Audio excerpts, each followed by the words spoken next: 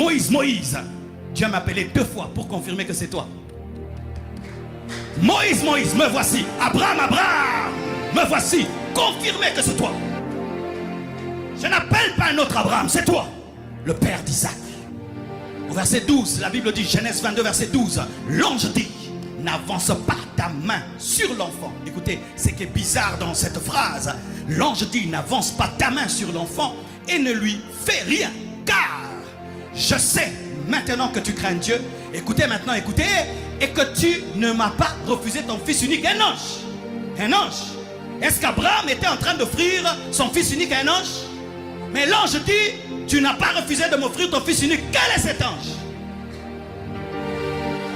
Quel est cet ange qui se permet de parler comme Dieu? Quel est cet ange qui... Est-ce que le Saint-Esprit est venu sur la terre le jour de la Pentecôte?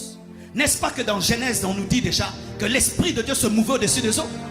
Le Saint-Esprit a porté la veste pour l'Église à la Pentecôte, mais pour la création, il était déjà à l'œuvre. Et Jésus-Christ, alléluia, s'est incarné afin de sauver les hommes.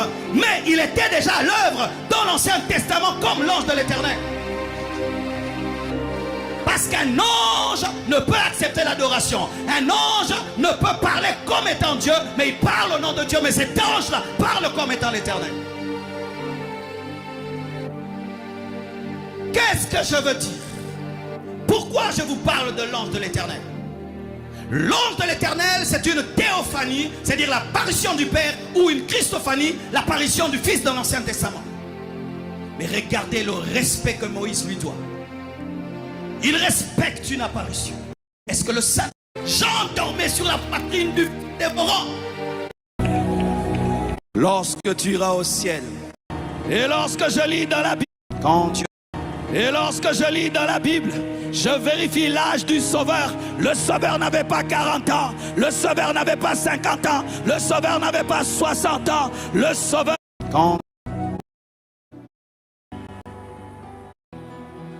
Et pour ces... Je me suis convaincu, si je...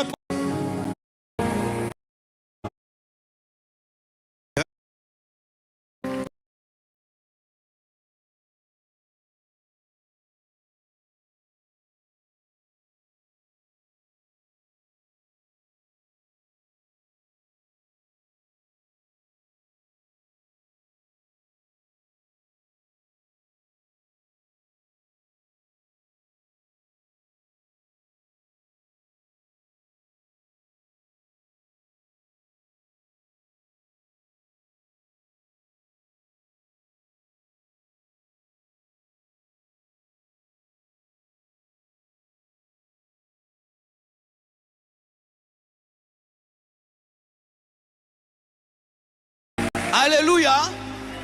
Oh, moi je vais épouser un grand homme. Mais comment savoir les manières des grandes femmes? Comment quelqu'un...